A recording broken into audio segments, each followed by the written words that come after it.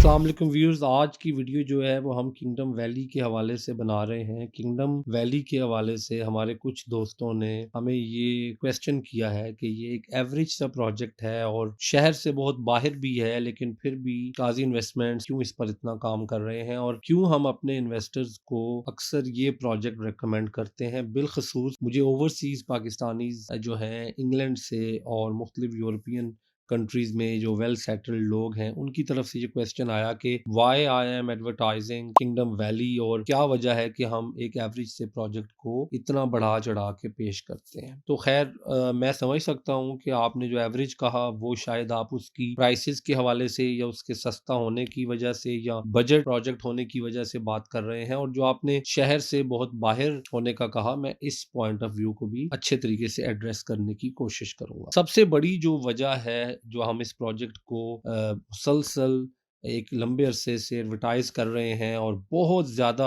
हमारे ओवरसीज़ के अंदर क्लाइंट्स हैं जिन्होंने माशाल्लाह इसमें इन्वेस्ट किया है और उनके मामलात उनकी चीज़ें बड़ी अच्छे तरीके से चल रही हैं, टाइमली उनकी इंस्टॉलमेंट्स जा रही हैं, अपडेट्स उनको मिल रहे हैं, सब कुछ ऑनलाइन चल रहा है। तो वो सबसे बड़ी वजह है एनओसी। हमारी कोशिश ये होती है कि हम आपको कोई ऐसा प्रोजेक्ट ना बेचें जो एनओसी जिसका ना हो, जो गवर्नमेंट से मंजूर शुदा ना हो, जिसमें खुदा न खास्ता आपकी इन्वेस्टमेंट डूबने का खतरा हो। दूसरी जो बड़ी वजह है वो हमने जब साल डेढ़ साल पहले इसको स्टार्ट किया था तो अभी तक कंटिन्यू रखने की वजह है कि उनका जो पिछले साल डेढ़ साल के अंदर डेवलपमेंट की पेस है, उन्होंने जो ऑन साइट काम किया है और जितनी तेजी से वो लगातार काम लगे हुए हैं, उनका फोकस ही डिलीवरी है कि प्रोजेक्ट को बनाकर लोगों के हवाले करना है। यानी ये नहीं हो रहा कि वो आपसे और बहुत से हजारों इन्वेस्टर्स से उनकी किस्तें तो ले रहे हैं लेकिन साइड पे डेवलपमेंट नहीं कर रहे। अगला जो पॉइंट है वो ये है कि जी जो फ्यूचर है किसी भी प्रोजेक्ट का वो डिटरमिन होता है उस फ्यूचर उस प्लॉट प्रोजेक्ट की आबादी पर। अगर वो प्रोजेक्ट आबाद हो जाएगा तो वो प्रोजेक्ट डेफिनेटली आपकी जो प्रोजेक्ट की प्राइसेस हैं, आपके प्लॉट्स की प्राइसेस हैं, आपके जो यूनिट्स हैं,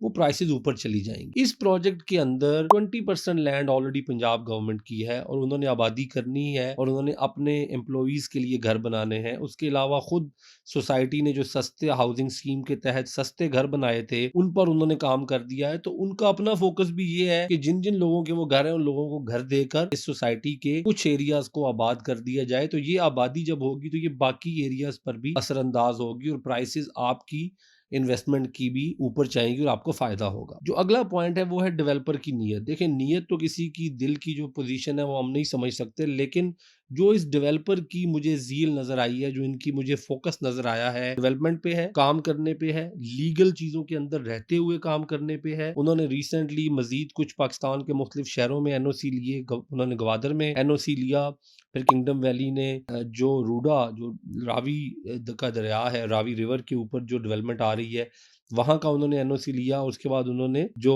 बिजनेस डिस्ट्रिक्ट है लाहौर का वहाँ के उन्होंने हाई राइज के हवाले से भी एनओसी लिया है। तो मुझे डेवलपर से मिलके हमेशा खुशी हुई है, एक पॉजिटिव वाइब आई है कि वो काम करने पे उनकी तवज्जो है। मार्केट में प्रोजेक्ट का नाम अच्छा है। जो अगला पॉइंट है वो ये है कि अगर आप देखेंगे तो किंगडम वैली जो है अभी तक उसकी डिमांड है मार्केट में। लोग अभी भी किंगडम वैली के प्लॉट्स आपको लेते हुए दिखाई देते हैं और अभी भी मुख्तलिफ रियल्टर्स आपको एडवर्टाइज करते हुए दिखाई देते हैं। प्रोडक्ट वेरिएशन बहुत अच्छा है उनका, मतलब आपको वहाँ पे छोटे से छोटा 3 साढ़े 3 मरले का प्लॉट रेजिडेंशियल भी मिल जाता है, आपको 2 मरला का कमर्शियल भी मिल जाता है और आपको 8 कनाल का फार्म हाउस भी मिल जाता है। इन बिटवीन आपको 5 10 6 मरला, 1 कनाल का, 2 कनाल, 3 कनाल, 4 कनाल के प्लॉट्स मिलते हैं। तो ये प्रोडक्ट वेरिएशन जो है ये प्रोजेक्ट की खूबसूरती होती है। किसी भी हाउसिंग स्कीम के अंदर जब आप डिफरेंट प्रोडक्ट, डिफरेंट साइज की चीजें, डिफरेंट बैकग्राउंड की, चाहे वो फार्म हाउस हो, चाहे कमर्शियल हो, चाहे रेजिडेंशियल प्लॉट्स हो, ये चीजें जब आप ले आते हैं तो प्रोजेक्ट में एक जान आ जाती है। के बाद इनका जो पेमेंट प्लान है बहुत इजीली मैनेजेबल है। शुरू में 5 साल का लाए, फिर 4 साल का किस्तें किस्तें थी और अभी तक भी 3 और 4 साल की किस्तें हैं। तो ये मैनेजेबल इंस्टॉलमेंट्स है। अगर वो शहर से बाहर हैं तो वो ये नहीं कर रहे कि आपसे सारे पैसे 1 साल के अंदर ही ले लें या 2 साल के अंदर ही ले लें। किस्तें भी तो आप 4 साल में दे रहे हैं, फिर आप डेवलपमेंट चार्जेस भी 1 साल में देंगे। 4 से 5 साल में आपने अपने पैसे अदा करने हैं। तो आप अंदाजा लगाएं कि 4 से 5 साल में आबादी कितनी बढ़ेगी और किस तरह से रिंग रोड के आने के बाद आबादी शहरों से बाहर निकलेगी और कैसे मुख्तलिफ जो हमारे जोन्स बनेंगे, चाहे वो इकोनॉमिक जोन्स हों, चाहे वो हमारे बाकी इंडस्ट्रियल जोन्स हों। तो ये ऑटोमेटिकली इस्लामाबाद का ट्रैफिक आपको बाहर की तरफ